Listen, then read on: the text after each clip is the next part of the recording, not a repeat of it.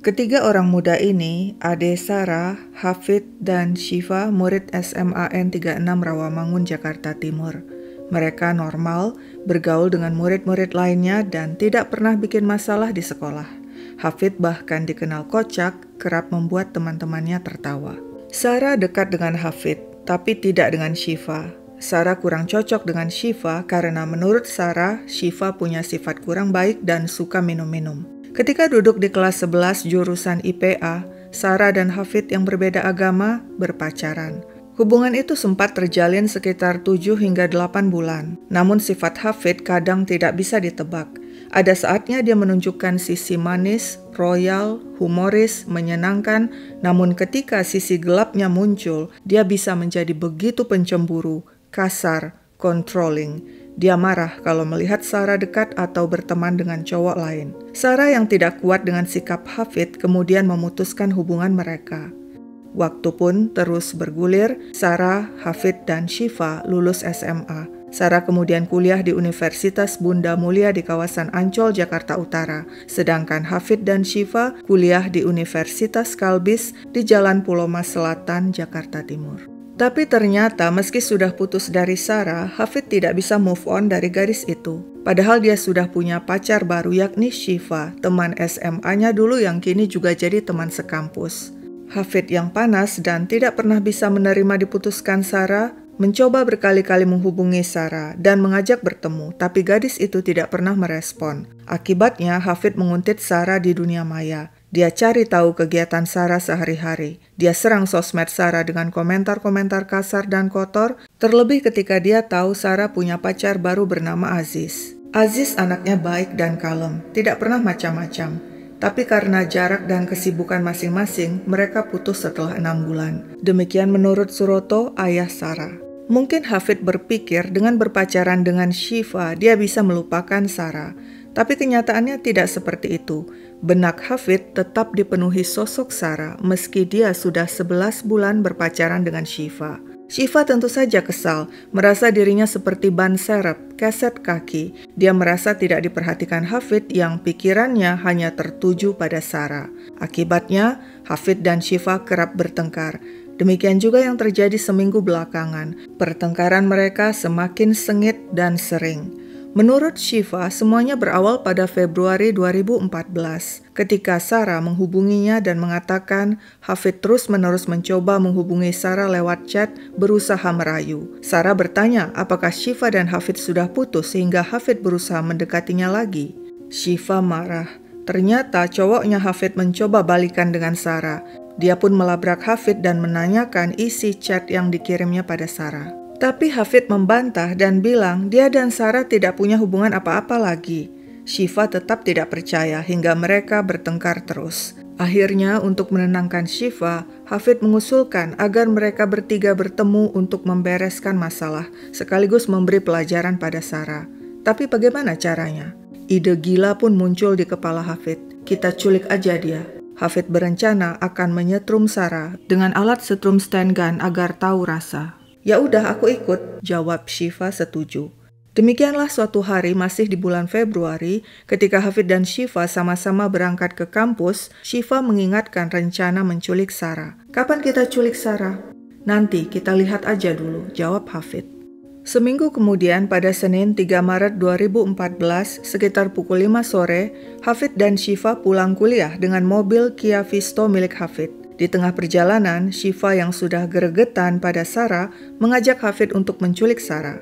Kebetulan hari itu Sarah kursus bahasa Jerman di Goethe Institut di kawasan Menteng dari pukul 7 hingga 9 malam. Mereka sepakat Syifa yang mengirim pesan ke Sarah sebab kalau Hafid yang mengirim kemungkinan Sarah tidak akan menjawab. Lewat akun sosmednya, Syifa kemudian mengirim pesan ke Sarah. Hari itu teman kampusnya mendaftar ikut les bahasa Jerman di Goethe Institut dan Syifa ingin ikut sekalian ke sana bareng Sarah untuk bertemu si teman. Sarah yang ingin membantu Syifa setuju saja dan mereka janjian bertemu di stasiun Gondangdia Menteng yang lokasinya tidak jauh dari tempat kursus. Dengan mobil, Hafid dan Syifa pun menuju stasiun Gondangdia dan menunggu di sana. Sementara itu, sekitar pukul 6:30 malam, Sarah mengirim SMS kepada Nadia, teman kursusnya di Goethe Institute. Sarah bilang dia akan datang terlambat karena harus menunggu seseorang. Aku lagi di stasiun Gondang dia, nungguin teman aku. Bukan teman Deng, tapi ceweknya teman aku. Demikianlah di stasiun Gondang dia, Shiva yang berlagak datang seorang diri menemui Sarah, sedangkan Hafid menunggu di mobil.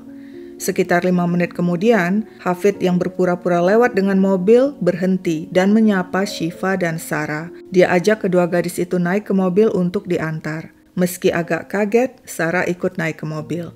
"Lo mau kemana sama Shiva?" tanya Hafid pada Sarah. "Gue mau ke tempat les," jawab Sarah. "Ya udah gue anterin," sahut Hafid. "Terus lo mau kemana?" tanya Hafid pura-pura marah pada pacarnya Shiva. "Gue mau ke tempat lesnya Sarah, ketemu temen. Emang kenapa?" Shiva balik bertanya dengan akting ketus.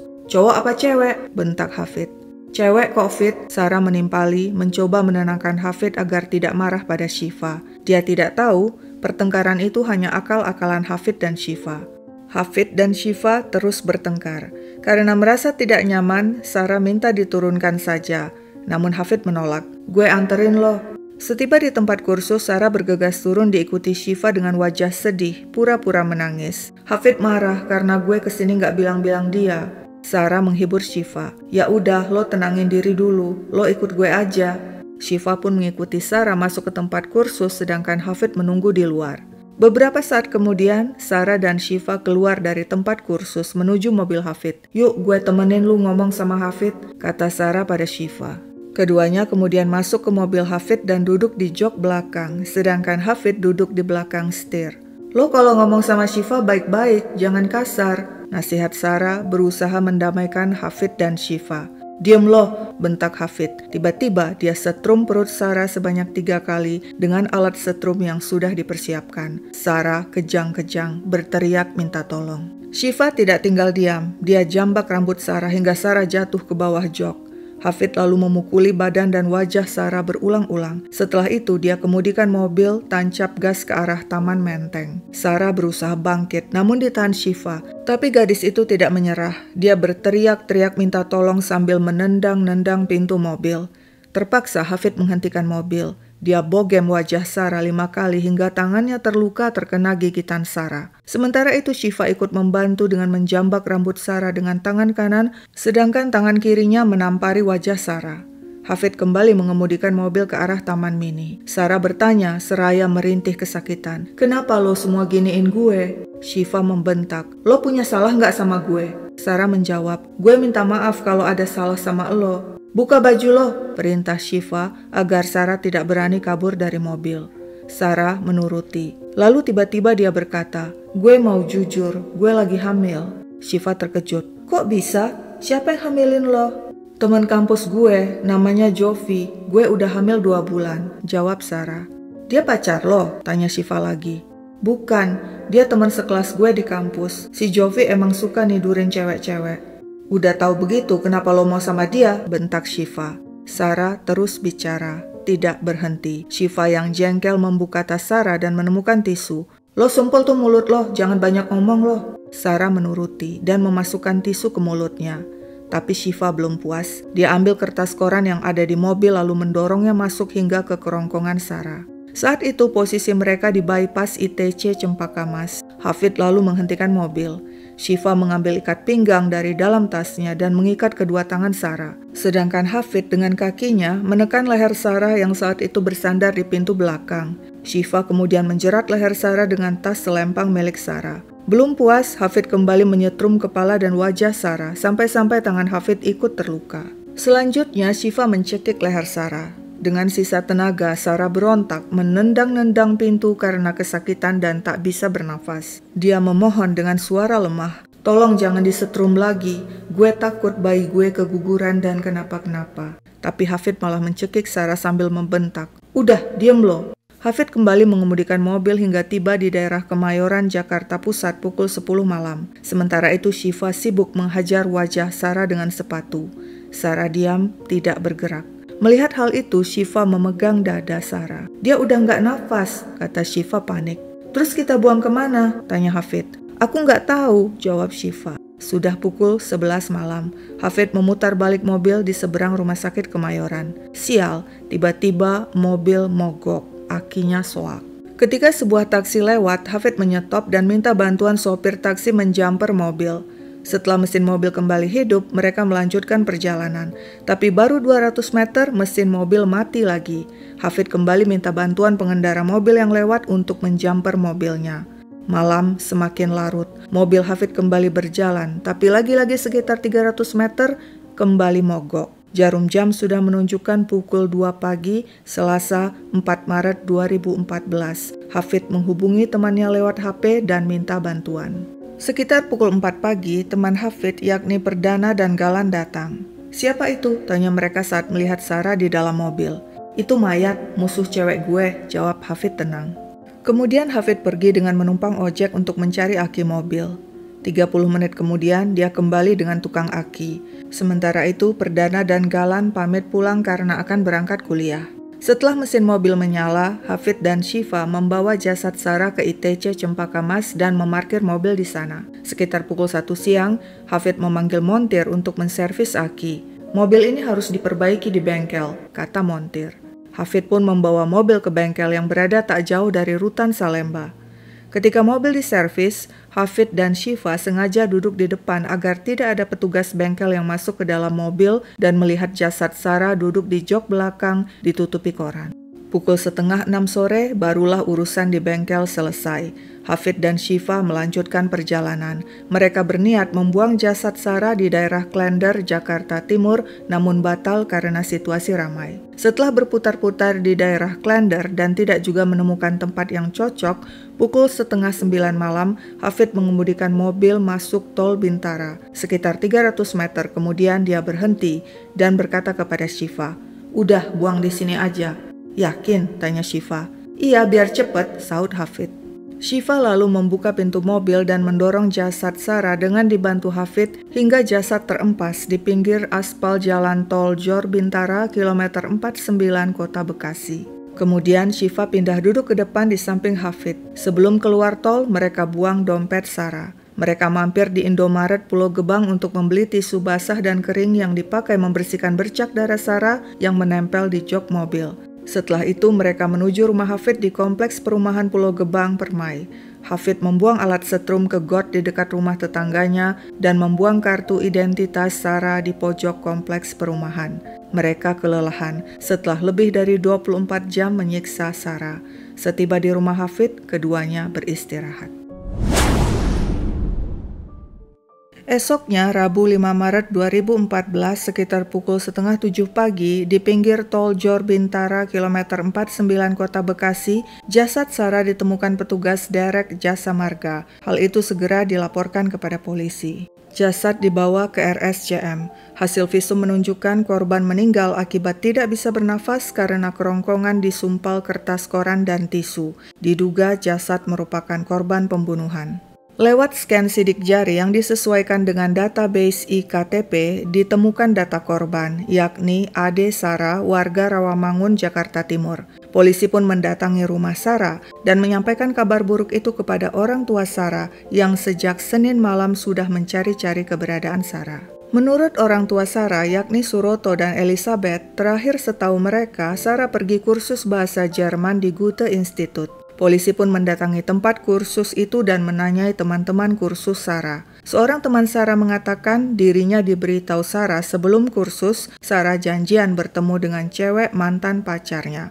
Nah, dari situ polisi melanjutkan investigasi dan mendapatkan informasi dari orang tua Sarah bahwa mantan pacar Sarah yang bernama Hafid selama ini sering meneror Sarah dengan kata-kata kasar dan kotor. Kecurigaan polisi langsung tertuju pada Hafid.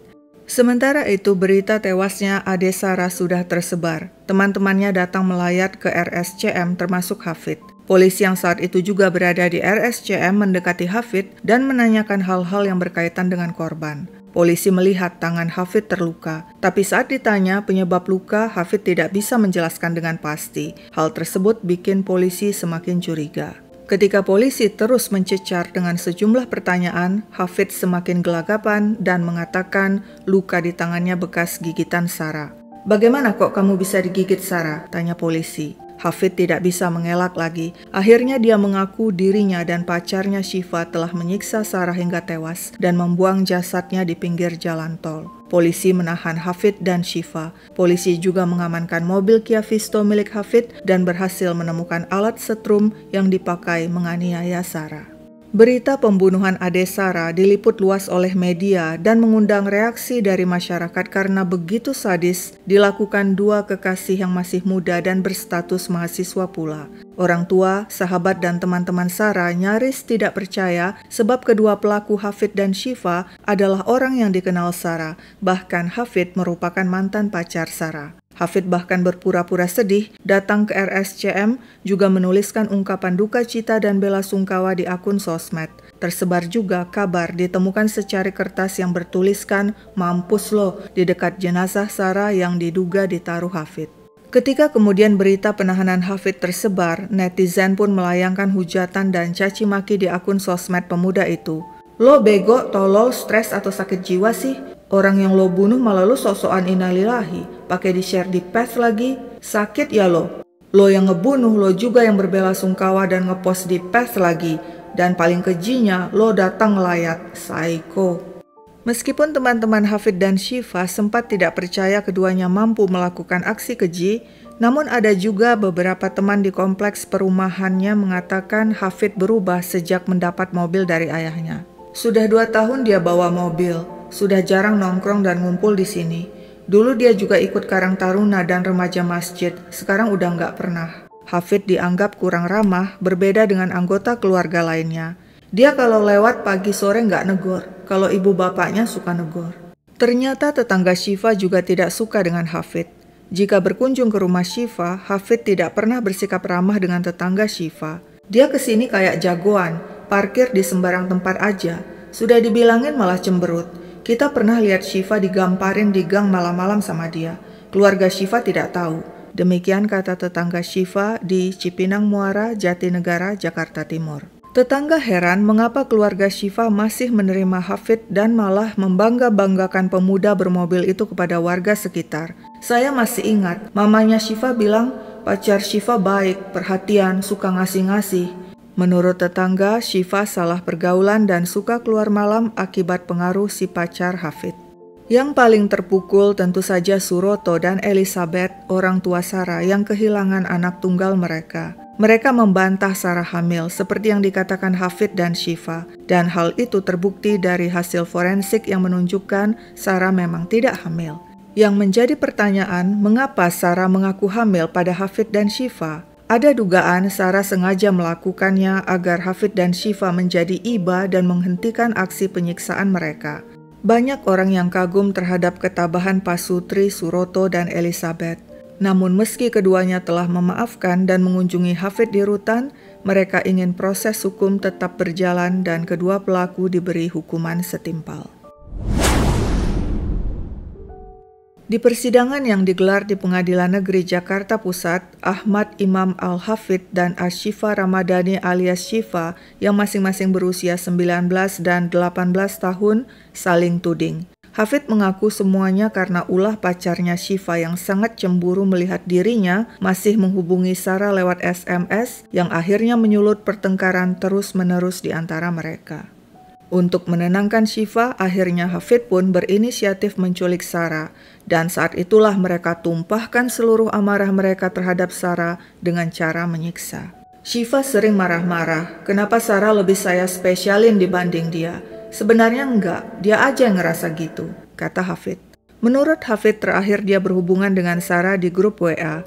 Saat itu juga ada Syifa dan teman lainnya yang bernama Cika. Pembicaraan mereka tentang ulah Hafid meretas akun Twitter milik Sarah. Semua berakhir damai dan menurut Hafid tidak ada masalah. Di situ ada Syifa juga, kita semua damai. Tapi nggak tahu kenapa dia masih cemburu, padahal saya udah jelasin. Hafid juga membongkar rahasia tentang dendam lama Syifa terhadap Sarah. Sebenarnya masalah utamanya bukan cemburu, tapi Syifa pernah cerita di sekolah dulu dia punya pacar diganggu sama Sarah. Ujung-ujungnya mereka berantem. Namun pengakuan Hafid dibantah Syifa yang mengatakan memang Hafid yang selalu ingin menghubungi Sarah meskipun sudah putus dan sudah berpacaran dengannya. Malah Sarah sendiri yang menyampaikan langsung hal itu kepada Syifa. Hafid mau deketin Sarah lagi, soalnya Sarah kontak saya nanya, "Lu sudah putus belum? Soalnya Hafid hubungin gua terus." Demikian kata Syifa. Syifa yang marah kemudian melabrak Hafid dan menanyakan apa saja isi chatnya kepada Sarah selama ini. Isinya kayak ngerayu Sarah gitu. Syifa mengaku memang dulu dia pernah berselisih dengan Sarah karena dia anggap Sarah mengganggu pacarnya. Tapi nggak direbut, cuma digangguin doang. Syifa juga mengatakan Hafid adalah dalang pembunuhan, sedangkan Syifa hanya mengikuti saja. Sebenarnya Syifa sudah menolak dan mau turun dari mobil saat terjadi penyiksaan Sarah, tapi Hafid mengancam hingga Syifa menuruti saja. Di persidangan, Hafid menyampaikan pledoi atau pembelaan. Dia minta maaf sekaligus berterima kasih kepada keluarga Sarah yang telah memberinya maaf. "Saya ingin meminta maaf kepada keluarga besar Ade Sarah Angelina dan saya mau berterima kasih karena mereka mau memaafkan saya. Itu jadi bekal buat saya di akhirat nanti." Hafid mengatakan dia tidak berniat sedikit pun membunuh Sarah. Dia juga tidak bermaksud memutus tali keturunan orang tua Sarah sebab Sarah adalah anak tunggal. Hafid takut divonis berat. "Saya sangat takut. Sebelum jaksa menuntut pun saya sudah merasa dituntut oleh masyarakat." Dengan wajah memelas dan berurai air mata, Hafid memohon kepada majelis hakim agar diberi kesempatan memperbaiki diri. Dia berjanji tidak akan mengulangi aksi kejinya. Syifa juga membacakan pledoi atau pembelaan. Sembari terisak, dia minta maaf kepada orang tua Sarah yang hadir di persidangan, juga minta maaf kepada orang tua kandungnya yang turut hadir. Pada kesempatan ini, perkenankan Syifa mengungkapkan bela sungkawa dan penyesalan dari lubuk hati Syifa atas peristiwa dan musibah meninggalnya teman kami Ade Sarah yang telah pula menyebabkan kesedihan mendalam Om Suroto dan Tante Elizabeth. Syifa sangat menyesal karena akibat dari peristiwa yang terjadi di luar kehendak dan di luar batas kesadaran Syifa telah menyebabkan Ade Sarah meninggal dunia. Majelis hakim, Syifa masih mempunyai harapan dan sangat ingin meneruskan pendidikan untuk mewujudkan semua cita-cita untuk membahagiakan orang tua Syifa, keluarga Syifa, dan orang-orang di sekitar Syifa. Syifa masih ingin menepati janji Syifa kepada Mama untuk membiayai beliau berangkat naik haji.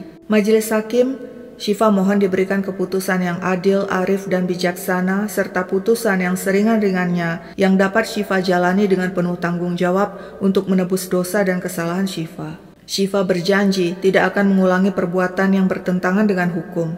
Jujur, terkadang Syifa putus asa dan ingin segera mengakhiri hidup agar segera ke pangkuan ilahi. Namun Syifa sadari hal itu bukan solusi untuk belajar arti kehidupan. Semoga Mama dan Papa tetap mendoakan Syifa agar bisa keluar dari cobaan dan ujian berat ini dengan selamat.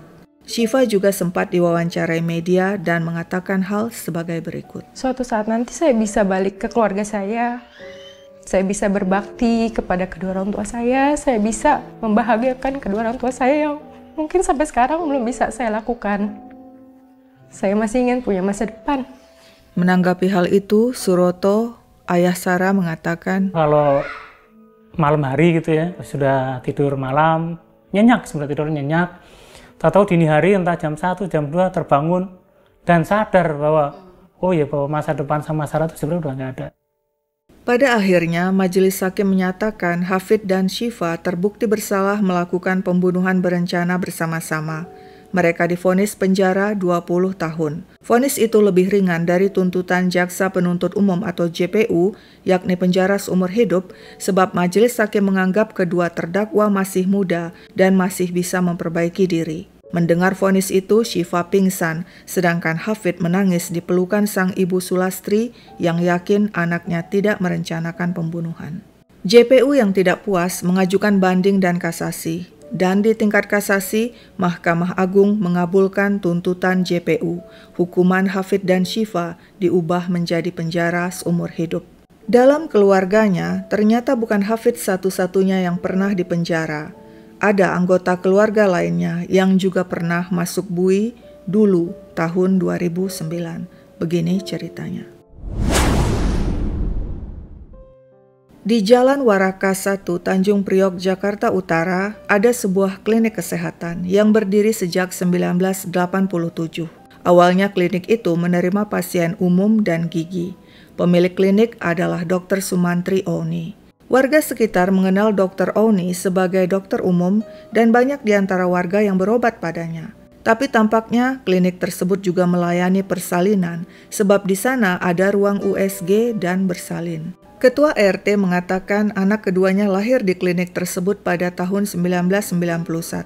Dr. Oni baik, demikian menurut Ketua RT. Pernah seorang warga yang akan melahirkan harus menjalani operasi sesar dan hanya memiliki uang 500.000, padahal biaya operasi 2 juta. Namun Dr. Oni tidak mempermasalahkan dan tetap melakukan operasi.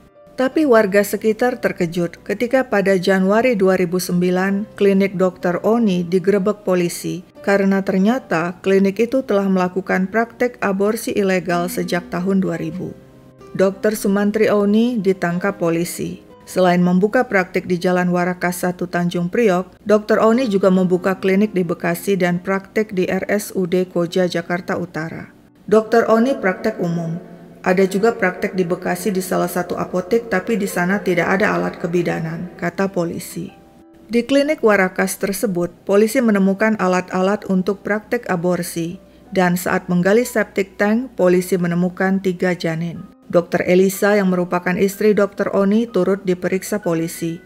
Dia mengatakan suaminya sudah 12 tahun praktek sebagai dokter umum, namun baru 4 tahun terakhir, pada 2005 melakukan praktek aborsi ilegal. Sedangkan polisi mendapatkan informasi klinik telah melakukan praktek aborsi sejak tahun 2000. Tarif aborsi berkisar antara 800.000 hingga 2 juta rupiah, disesuaikan dengan usia kandungan. Pasien mulai dari ibu rumah tangga hingga wanita muda yang belum menikah. Pasien biasanya mengetahui tempat aborsi dari mulut ke mulut. Selain Dr. Oni, juga turut ditahan dan ditetapkan sebagai tersangka seorang suster dan seorang pasien berusia 25 tahun yang baru saja melakukan aborsi. Atas perbuatannya, Dr. Sumantri Oni divonis penjara namun sudah bebas pada 2012. Ketua RT di Pulau Gebang Permai tempat tinggal Dr. Oni mengatakan, dulu memang pernah ada beritanya Dr. Oni ditangkap. Sempat dipenjara, tapi sudah bebas. Dr. Oni warga yang baik. Meski jarang di rumah, dia sering ikut kegiatan warga. Kalau 17 Agustus suka hadir. Rapat warga juga hadir. Orangnya sering juga ke pengajian. Tetangga lainnya mengatakan, Dr. Oni sudah tobat, rajin beribadah, sering sholat. Nah, Dr. Oni ada hubungannya dengan Hafid, sebab Hafid merupakan anak kandungnya dari istri yang bernama Sulastri. Sekian dulu ceritaku, sampai jumpa kapan-kapan.